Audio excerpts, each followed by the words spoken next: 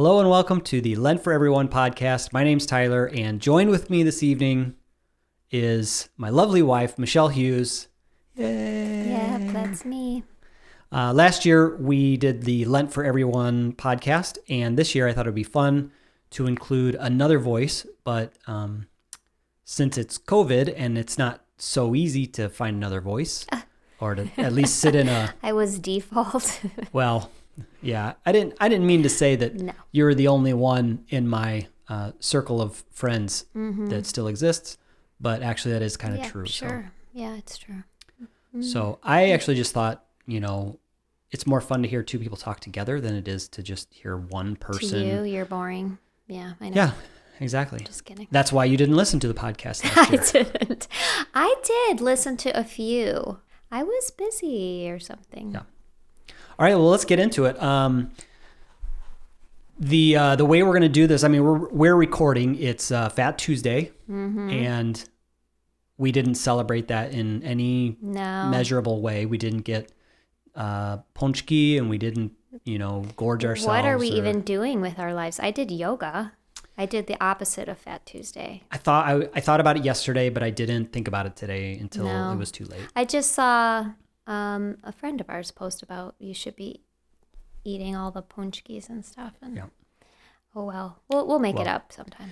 Yeah. So we're recording the podcast a day early, and the hope for the routine is we're going to record Tuesday night and then try to release it Tuesday or Wednesday afternoon each week. So this is the podcast that sort of sets up Lent. We don't have the book yet that we're using. The book, by the way, is Lent For Everyone, Year B. Lent For Everyone, Year B by N.T. Wright. And you can find a link to that. I'll link it in the description and everything so that you can find it. But you can probably find it on Amazon. And it's kind of hard to find the paperback version, so I recommend the e-version. You can probably get it for $5 or less. Okay. And the book is a daily devotional reading, and it's going to read through, actually I'm not really sure what it is, the book of Mark maybe. Yeah, anyway. Yeah, Mark or Matthew. I think it's Mark. It's not Matthew, because Matthew was last year. You did last year, right. Yeah, I'm sure it's Mark. So anyway. Oh, that's where we are in the Bible right now, Bible of the Year. We're in Mark. Great. Well, I'm not. Oh, that's right. You're behind. Because I'm behind. I'm winning. All right. Well, for this podcast, I really want to just ask two questions. And we talked about these a little bit ahead of time. And, maybe you don't recall, but that must have been yesterday or the day before we were chatting about. I'm giving him a questioning look. Yeah. Okay. Yeah. So the first question is, and these questions, I believe they showed up at the end of our worship service on Sunday. That's true. So you may, if you're listening to this and you think, wow, I feel like I was already thinking about that. Maybe that's where you saw it if you are participating on Sunday mornings. So the first question is, what has been your past experience with Lent? And you could say good or bad experiences, or just, kind of what memories come to mind when you think about Lent. And I think you've probably got a longer history with Lent than I do. So I'm going to let you go first. Well, yeah, I mean, I grew up Catholic. Pretty serious Catholic household and lineage. So Lent it was a big deal. And it was celebrated fully, and it was a very distinct time, in the church calendar. So, I mean, as a child, you talk about giving things up. I remember trying to give up candy and chocolate and all the kind of cliche or classic, not saying it's bad.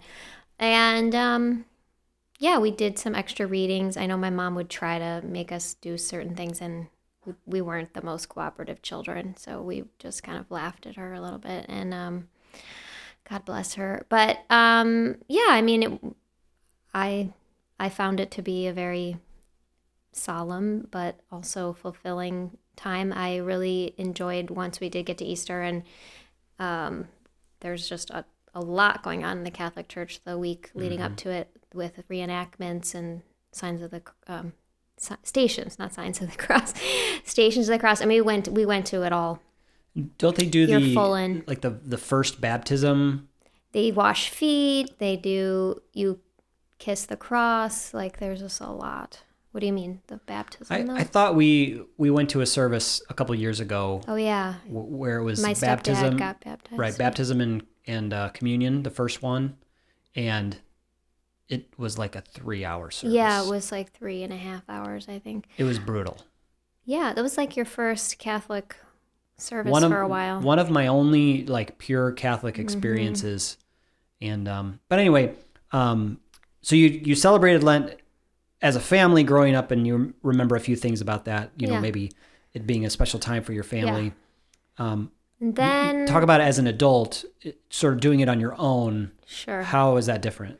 Well, then it's been very different because I kind of have done my own thing for a while. I mean, first of all, just even my personal testimony is I guess I walked away from the church in my 20s, and then I found my way back to faith at a non-denominational church in Chicago. Shout out New Life. It's awesome. It was a great experience. It's still a great church, of course.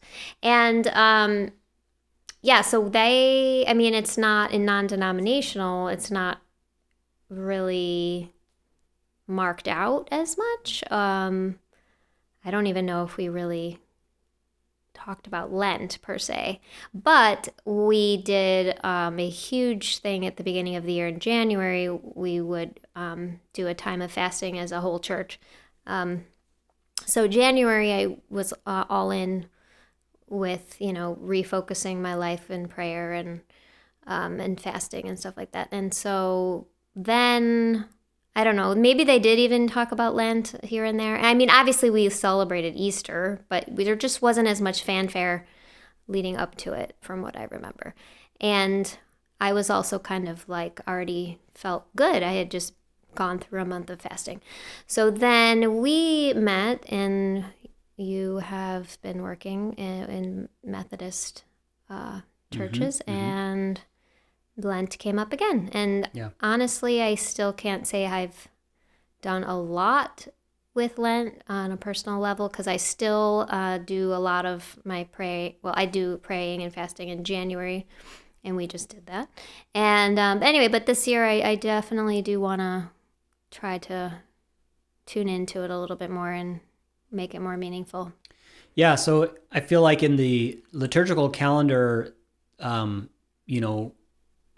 Christmas and Lent, or Advent maybe in Lent, are a really big deal. Mm-hmm. And, I grew up in a non-denominational church. My dad was a pastor at a non-denominational church in Illinois, and we didn't talk about Lent. We didn't do Lent. We didn't recognize it or celebrate it or observe it in any meaningful way. That's kind of what I thought too. I didn't want to be down on like we never did it, but I don't think we did. No, we didn't do anything. Again, in my 30s. Anyway. And it wasn't necessarily, of course, when you're young and you're in the same church your whole childhood, you sort of have this narrow view of how, certain faith practices are observed. So right, it should be. It was just sort of like, well, Lent is what the Catholics do, and then everybody else doesn't do that. And that, of course, I know now is not true.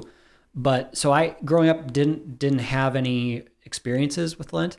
And so I only know it from the perspective of an adult, and the first couple of years not really getting it because it just wasn't my experience. And then trying to find a way to mark that on the calendar as a time to do something in my life intentionally and with purpose. And I think where I'm going with this is when you're talking about like Advent and the Christmas season, there are all these markers along the way that signal what we're going for here. So you've got Christmas music maybe starts the day after.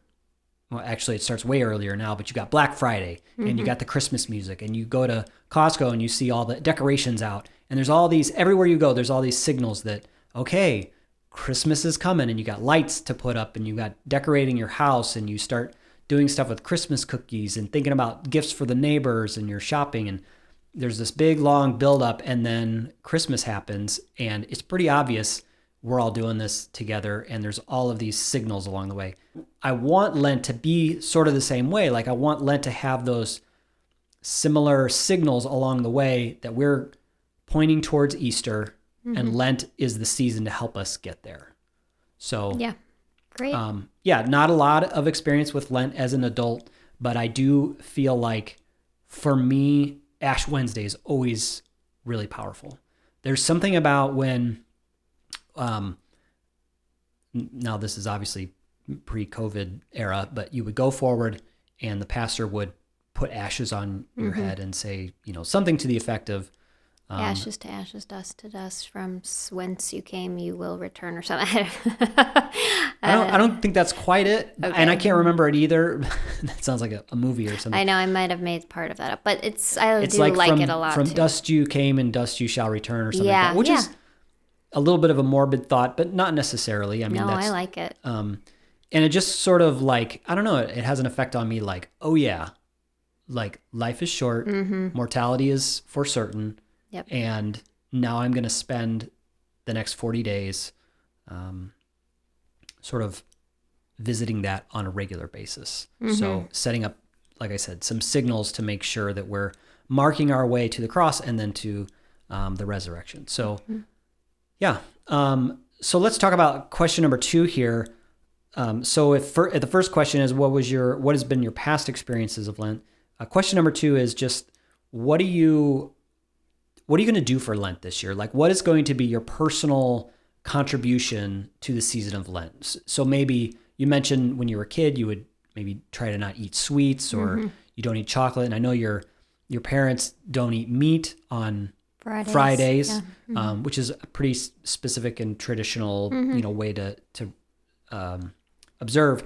And so I'm just wondering, do you have any plans to either do something specific or plans to not do something specific?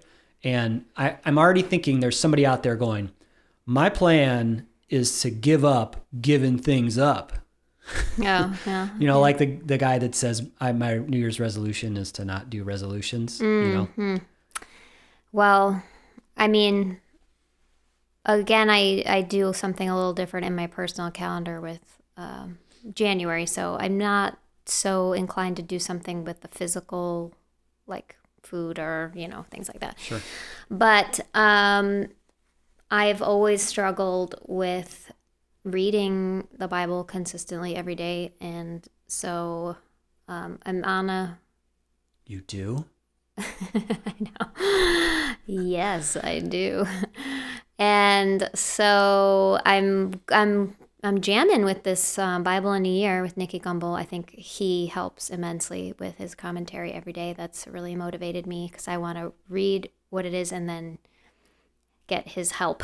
Yeah. So I want to keep that going because this is a perfect time to start getting lazy with that.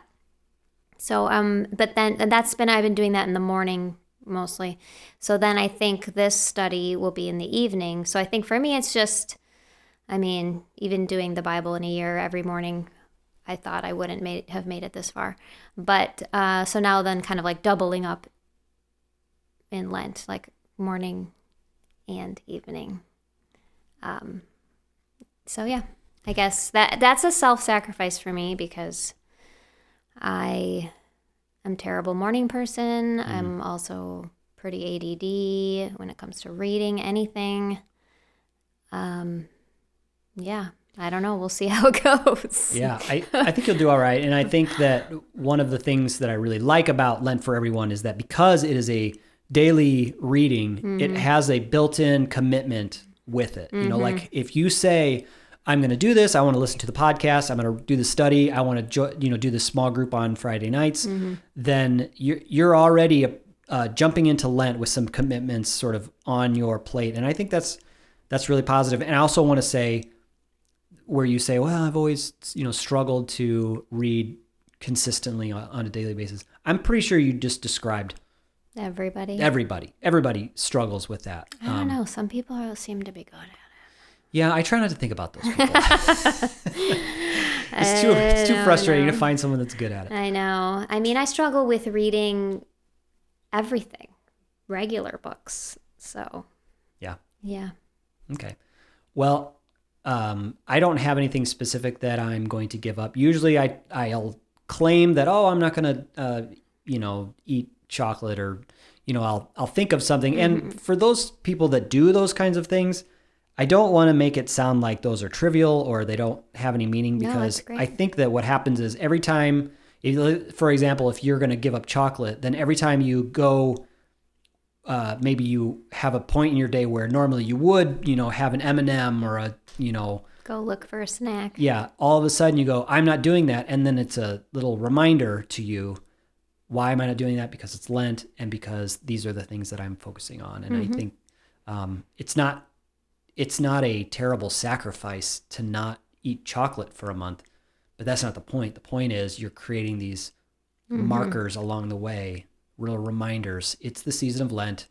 It's a season of self-denial. And if I can deny myself this one small thing, then I can be reminded to do that in other ways.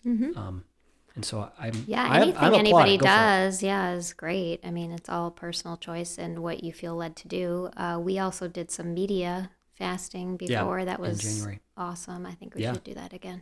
Yeah, I don't know. We did just do that. Let's do it again. I don't know. We'll see. All right. So those are the questions. And I think what we'll do is revisit those on Friday night with the people that come to the small group part of the Lent For Everyone group. So if you are listening to this and you come on Friday and you think, give you a chance to have something to say, have something to share ahead of time, you kind of know what the questions are going to be. And I'll throw in a new one so that we're not just rehashing all of our content. So, and then I want to make sure to put in a plug for our Ash Wednesday service, which it could end up being that by the time you listen to this, it's too late. And that's okay. The Ash Wednesday service is it's outside in the parking lot, and you stay in your car, and they're going to set up sound system and try to lead the service through that, and then come to your car and put ashes on your hand, which is something that you do. You can get ashes on your hand any time in Lent, but that's how we're going to do it this year. And we could move it inside. It's going to be pretty cold, but I think the idea was for the people that weren't comfortable coming indoors, they could still come participate. Yeah, they could still come and participate. So great. We're not anticipating a huge turnout because it's cold and it's kind of creative solution to this weird time we're in. But all right, somehow you thought this was a good idea. I hope I didn't screw it up too much. No, I think this is going to be good. So thanks for listening to the Lent For Everyone podcast. We will put out a new one every Wednesday during the season of Lent, and we'll be thinking about y'all and praying. Yep. So, sounds good. see you later. Peace out. Cue the music.